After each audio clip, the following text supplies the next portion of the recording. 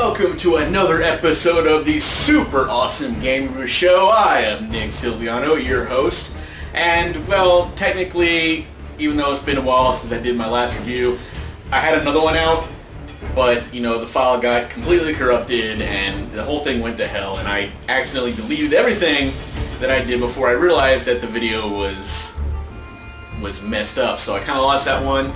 For those of you who remember, it was the Poke and Torment one, which completely messed up. Anyway, I ended up giving that like a B, and here we are. But this time, we're going back to PlayStation 4 land. I know it's been a while since I did a PS4 review, but it's here. And today's game reviewing Uncharted 4 exclusively. Seems to be everybody's favorite word these days, for the PS4. So yes, the Uncharted series does continue and comes along quite nicely, if I do say so myself. So after his many adventures, Nathan Drake finally decides to settle down. He gets married and decides to live a normal life, pushing paperwork and stuff like that, when suddenly his thought-to-be long-dead brother finally shows up at his doorstep. Wait a minute, you got a brother? What? They never... What? But yeah, anyway. Here we are, and after his brother tells him how he escaped from prison after not dying so many years ago, he needs Nathan's help to find the fabled treasure of Henry Avery so he can pay off his debt and live in freedom. And after convincing, which didn't take much if you think about it, Nathan Drake decided to lie to his wife and go help his brother seek a $4 million treasure in gold.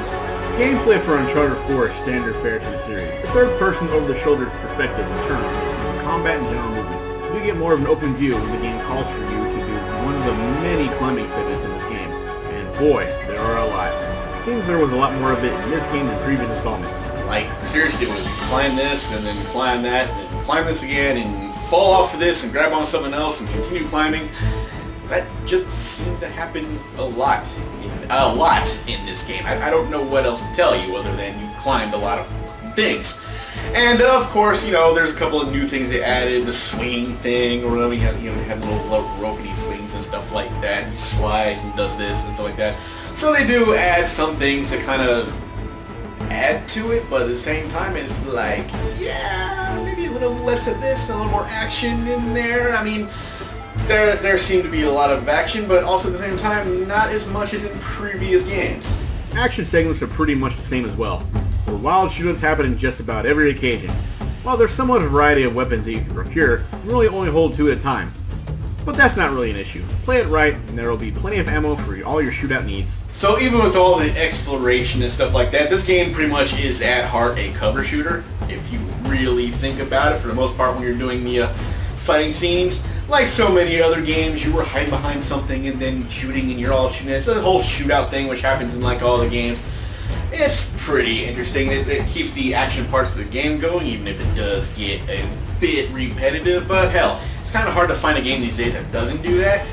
But yeah, there you are. The game mostly relies on the partner system, where there's an AI character accompanying Drake at all times. This seems more than usual compared to past games in the series, but they do usually help out in the shootout segments. For the most part. So yeah, there's like a lot of times in this game you actually have another AI person with you who pretty much helps you with things, even though it's like automatic and stuff like that. The good news is they're pretty much they have plot armor, which means they can't really get killed or die. So while the most part all the bad guys are pointing and trying to kill you, you can die many times, which I did, and then your other guy, whoever is helping you at the time, just, you know, doesn't get hurt. Can I take a minute here to just say that if you really think about it, you're playing this game as a mass murderer. I mean, does Nathan Drake ever go home at the end of the day and go, wow, I killed a lot of fucking people? I mean, seriously, is that a thing that nobody... I know this happens in a lot of games. You're playing as a character, and, you know, I'm not saying this is exclusive to Uncharted, but there are a lot of games where you're basically one person taking on armies of people, and you're killing them, and it seems like a perfectly normal day. I don't understand how that's a thing, but that's neither here nor there. It has nothing to do with the game whatsoever. It's just a random thought I'm throwing out there because I find it amusing. But other than that, it's nice that, you know, every once in a while they do manage to, you know, help take out a couple enemies, although not as much as some other ones. I mean, maybe it's depending on the difficulty or stuff like that. But they're there, and luckily, like I said, they cannot be killed, and they never seem to run out of ammo, which can be a good thing, I guess. I don't know. Obviously, the visuals in this game were great. The details immense and the environments really look colorful and full. A rarity of many games of this type these days. So, I'm not gonna lie, the visuals of this game were really damn impressive. I did like the environments. A lot of people raved about them, like, oh, look at this, look how nice this is. And I was like, whatever. But when I actually play the game, hey, it does look great. And guess what? Guess what this game has? A lot of other games of this type don't have these days. Color. I mean, seriously, like the greens and the browns, and that's all there, but they're brighter. And there's a blue sky, and there's beaches, and there's like clear water. It's actually pretty neat. So I'm gonna hand it to them that they really did put a lot of work into this visually. It's pretty damn good. And there were times when you just want to stand there and go, wow. I mean, why do you need to go outside when you have this perfectly real-looking environment in front of you? But no, in all seriousness, it did look like a pretty damn good game. And like the background, stuff like that. The main character models are pretty good as well.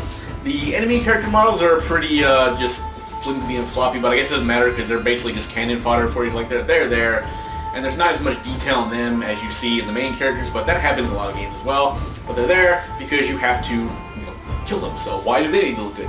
They don't. And there's only really like a couple of like standard models. Like they all look like the same, but then again, it doesn't matter. Uncharted 4 is another excellent entry to the series that delivers what it's meant to achieve.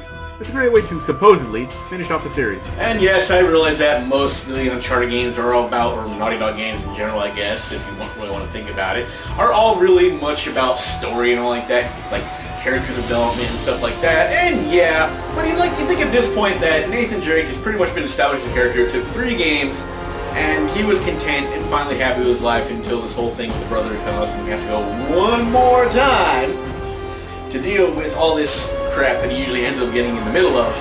Although this time it's to save his brother's life instead of his own personal fortune, because like that's a thing that happens. But yeah, so otherwise it was a pretty good game. I did enjoy it. It's definitely those games that keep you interested, keep you playing. I always give it good points for that. So I thought it was a pretty good game. A lot of detail, a lot of story. Maybe not as strong as some of the other games in the series, but it was still there, and it had its charm, and it had its likability, stuff like that. So I don't have a lot bad to say about this game, but I do have one complaint, and for me, this is about like this is a complaint to most Naughty Dog games, and in general. I think even though as much as they put in the visuals and the story and the gameplay, stuff like that, they always, for me anyway, seem to fall short with the controls. I'm sorry, but they don't seem very. Naughty Dog games, they don't seem to put a lot of emphasis on the controls. I spent a lot more time like fighting the controls than anything else, and a lot of my deaths ended up being from like accidentally rolling off a cliff during a firefight and trying to hide behind them. But Nathan decides, hey, I'm going to jump over here to my death for whatever reason. I don't know why that is, but like, you know, when you're trying to aim and stuff like that. Of course, this game does have auto aim, but oh god, don't try to use it, because otherwise people are like, you're using auto aim? Oh, you're a wuss, you don't know how to play this game. I'm just using that example, nothing from personal experience whatsoever. But anyway, yeah, like I said, the controls, and like for all the Uncharted games I played, as good as they were, the controls I just always seem to just fuck up a lot, because the controls just don't seem to play along nicely with the rest of the game. The game also does incorporate stealth this time, although it's really not necessary. And if you go through it, it's going to be a pain in the ass, because there's not really a lot of stealth tricks you can use. You know, if you like try to pick somebody off from stealth, people automatically know where you are. Also, it's like, oh, there he is. It's like a silencer would have been nice. I mean, come on, if you're gonna put stealth sections in a game, give you a weapon with a silencer. But no! All your weapons have to make so much friggin' noise. Every once in a while I was able to like throw a grenade and distract them and they couldn't find me, but at the same time, I mean, if you want to do the stealth thing, you have to be very patient and even learn some patterns of the characters like that, which if you want to do that kind of thing is great. And there were occasions where I actually did that, where I'm like, well, I guess I better like be careful here, because otherwise, you know, and I did a couple of things as stealthy as I could, even though it did fall apart at the end there. But you know, if you're gonna do it that way, you have to be as patient as hell, and you have to learn like the character patterns and stuff like that. Because it's also weird, because even though you can look around and see one person there, and you don't get anybody else around, but you go to like jump out and attack them, and you stealth that guy, all of a sudden from someplace else you didn't see, some guy sees you and they all start shooting. So it's not like it's like kind of like kind of useless because you're sitting there trying to stealth, but then you see some guy that you didn't see at all anywhere, even though he looked around, and he saw you anyway, and that's it, and you're in a firefight. You can kind of hide eventually, and they'll start looking for you again, but it's just kind of like a pain in the ass to do. I mean, if you're going to add stealth sections in the game, make it better. I mean, make it so, like, you know, they don't easily see you or something like that from nowhere. Make sure you can see everybody, and there's not some hidden thing off the screen that you looked in that direction and there's nobody there, but somehow they magically appeared and saw you while you're stealth killing some other guy. So other than that, those are my complaints to the game. Other than that, it was a great game. I had fun with it. I liked it. And I'm going to go ahead and give this game an A-. It did pretty damn good, other than a couple of minor hiccups, and the story was good, but there have been better stories in the Uncharted series. I know there's only like 4 games.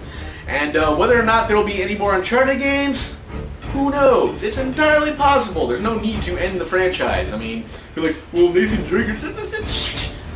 So? Can't somebody else do it? I mean, damn, there's like so many people in the world who like to explore and do shit. What, Nathan Drake's the only person in the Uncharted series who does that? Come on, give me a break.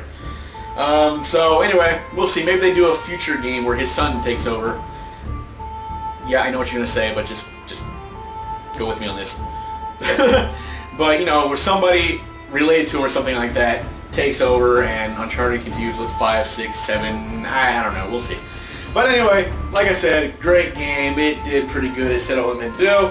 It came along pretty good, and Naughty Dog did, in fact, do a good job of this game. So this has been another episode of the Super Awesome Game Review Show, and I will see you guys eventually when I make the next review. I don't know what it's going to be yet, because I'm really lazy about these things. I'm rambling on now. I'll see you guys later.